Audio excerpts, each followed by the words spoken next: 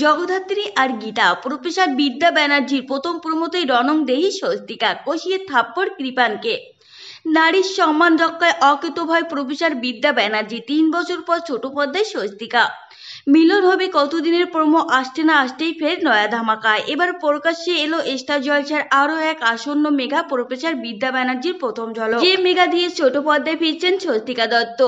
ছোট পর্দার পরিচিত মুখ স্বস্তিকা। তার শেষ মেগা ছিল জি বাংলায় তোমার খোলা হাওয়া, যা শেষ হয় 2022 ডিসেম্বরে। অর্থাৎ প্রায় 3 বছরের ব্যবধানে আবারও টেলিভিশনের পর্দায় নায়িকা। বিদ্যা ব্যানার্জির প্রথম প্রমোতে চেনা আন্দাজে পাওয়া গেল বুলুজের নায়িকাকে।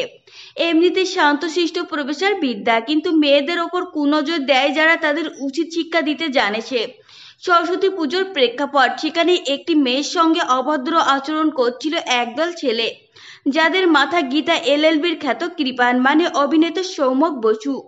চণ্ডী রিপু সেখানে হাজির প্রফেসর বিদ্যা রীতিমতো অ্যানাটমির ক্লাস জানালো। মেয়েটির পেটের যে অংশে হাত দেওয়ার চেষ্টা করছিল কৃপান, তার ভিতরে রয়েছে ইউটারাস, যার ভিতরে 9 মাস লালন করার পর জন্ম হয়েছে তার।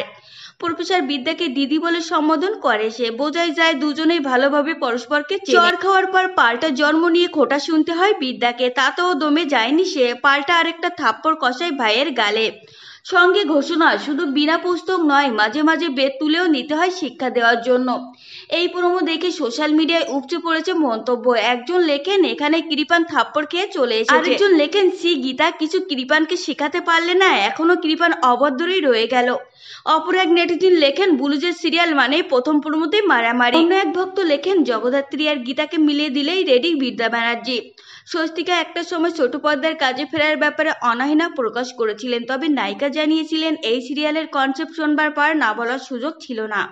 সিরিয়ালে বিদ্যার নায়ক কে হবে তা এখনো জানা যায়নি, তবে বড় চমকের অপেক্ষায় ভক্তরা। তো ফ্রেন্ডস, এই ছিল আজকের ভিডিও। আপনাদের যদি এই তথ্যগুলো ভালো লেগে থাকে অবশ্যই ভিডিওটিকে একটি লাইক করবেন আর চ্যানেলটিকে সাবস্ক্রাইব করে সঙ্গে থাকবেন।